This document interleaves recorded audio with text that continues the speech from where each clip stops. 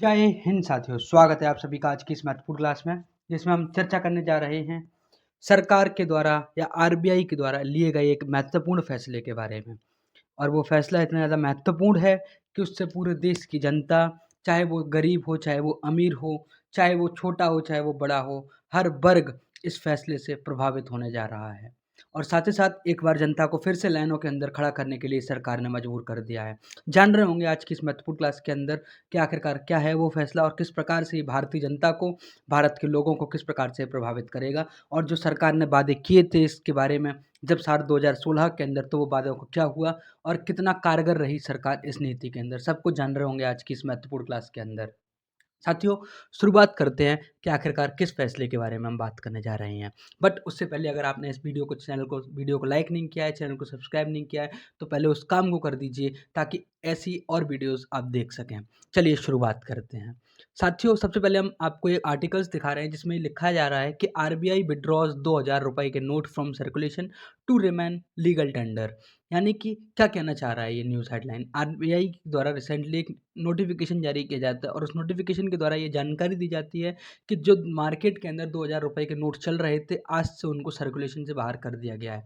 Circulation का मतलब क्या होता है कि अब जो आम आदमी है वो उसको किसी भी दूसरी चीज़ पे सर्कुलेट नहीं कर पाएगा। यानी कि मार्केट के अंदर जो पैसा घूमा करता है 2000 रुपए का नोट, अब उसका घूमना जो साइकिल है वो बंद कर दी जाएगी। यानी कि बैंक्स उस नोट को जनता को नहीं देंगे और जो जनता के पास पहले से नोट्स हैं वो जमा करा दे बैंक के अंदर। यानी कि आज से वो जो बैंक के जो नोट हैं 2000 के, वो बंद कर दिए गए हैं, चलन में नहीं रहने वाले हैं, बट लीगल टेंडर के रूप में वो रहेंगे। अब लीगल टेंडर क्या होता है उसको हम सब कुछ आगे जान रहे होंगे। तो आखिरकार आरबीआई ने ये 2000 के नोट्स को विड्रॉ करने का फैसला क्यों लिया है?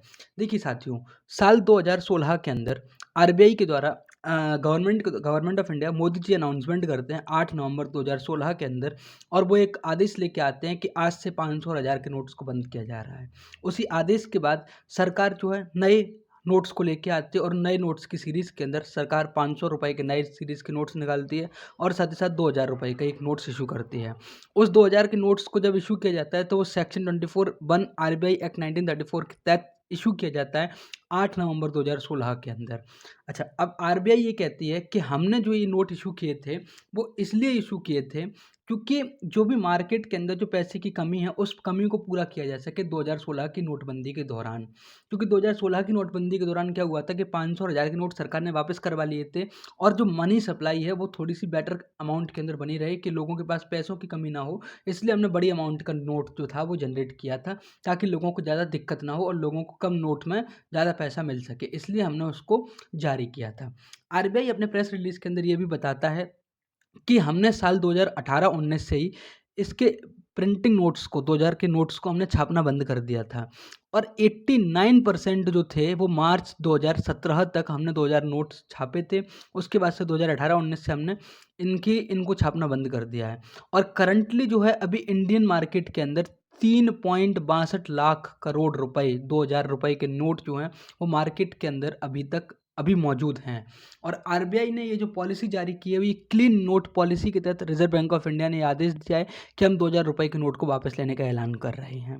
साथ ही साथ जब हम आपको बता दें कि इस 2000 रुपए के नोट के बारे में मीडिया ने ये भी खबर प्रकाशित की थी और वीडियो भी चलाई थी, कई सारे जो भी एंकर्स हैं उन्होंने इस बात की पुष्टि भी की थी कि इस नोट के अंदर चिप लगी हुई है।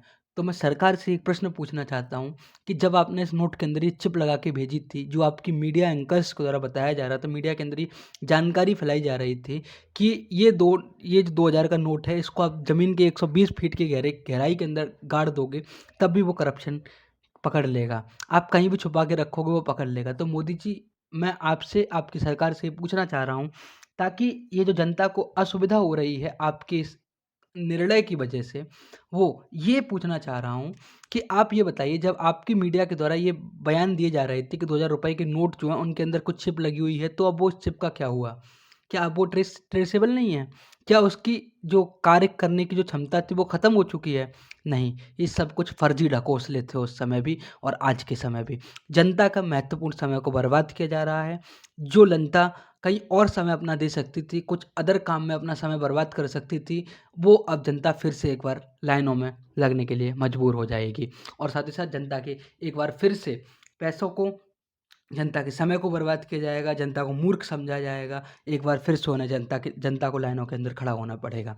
साथ ही साथ मैं आपको ये भी बता देना चाहता हूँ, यदि आपके पास भी 2000 रुपये के नोट्स हैं और आप चाहते हैं कि उनको वापस करना चाहते हैं, तो आरबीआई की तरफ से गाइडलाइंस जारी की गई कि 23 सितंबर से लेकर 30 सितंबर तक, 23 मई से लेकर 30 सितंबर तक आप 2000 के नोट्स को एक्सचेंज कर सकते हो और उनके बदले में आपको नए नोट्स दे दिए जाएंगे, जो कि 500, 100, 200 इनके होंगे। बट 2000 के नोट्स का चलन जो है वो बंद कर दिया गया है।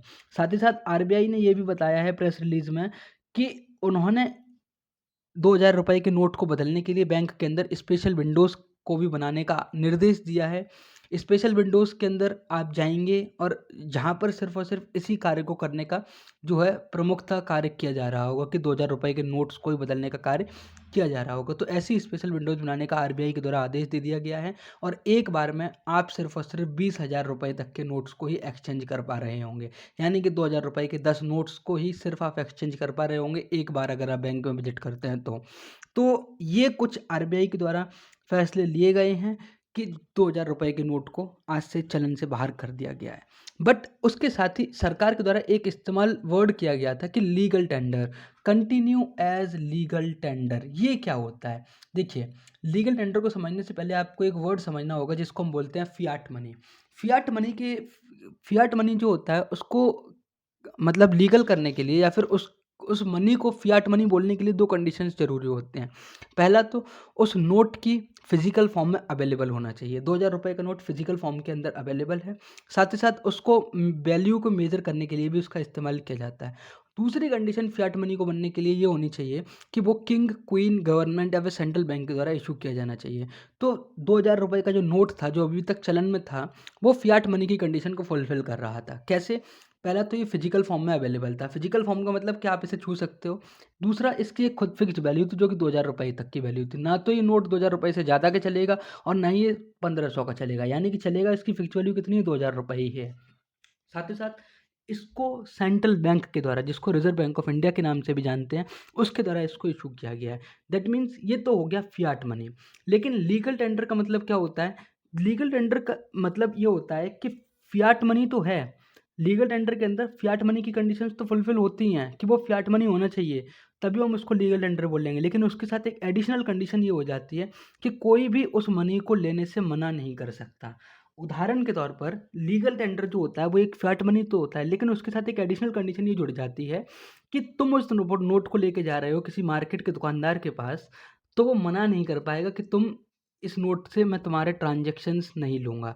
या फिर अगर तुमने किसी से बाज़ार में कर्जा लिया हुआ है या फिर तुम किसी चीज़ को खरीदना चाहते हो और तुम वो नोट लेके जा रहे हो 2000 रुपये का, तो सामने वाला व्यक्ति जो है उसको मना नहीं कर सकता कि मैं इस नोट को नहीं लूँगा। लेकिन लीगल टेंडर कल जब आदेश जारी किया जाता है कि आरबीआई विड्रॉ कर रही है 2000 रुपये के नोट को सर्कुलेशन से, will continue as legal tender, तो क्या हम जनता से, इस देश की जनता से, जिस देश की जनता अभी इतना नहीं जानती कि लीगल टेंडर क्या है, तो उस देश की जनता से हम इतना एक्सपेक्ट कर सकते हैं, उस देश के लोगों से हम इतना एक्सपेक्ट कर सकते हैं कि वो इस वर्ड का मतलब समझे होंगे, लीगल टेंडर का मतलब। और जब उन्होंने ये बात बोल दी है कि आरबीआई टू विड्रॉ 2000 रुपये नोट्स फ्रॉम सर्कुलेशन, तो इसका मतलब यही है कि आम जनता यही समझ रही है कि अब इनका जिस तरह से 500 और 1000 के नोट्स को बंद किया गया था, ठीक उसी प्रकार से ये भी ख़त्म कर दिए गए हैं। लेकिन लीगल टेंडर का जब सरकार के द्वारा इस्तेमाल किया जा रहा है, तो या तो वो सही से स्पष्टता नहीं दे पा रहा है लीगल टेंडर के तौर पर। लेकिन लीगल टेंडर के तौर पर अगर हम आपको एक बात और बताना चाहें कि लीगल टेंडर का मतलब आपसे कोई दुकानदार मना नहीं कर सकता है इस पैसे को लेने से। लेकिन जब से ये आदेश आया है, तो दुकानदार स्वाभाविक है वो मना करेगा, वो कहेगा मैं क्यों लाइन में लगूँ, आप ही लाइन में लगो जाके।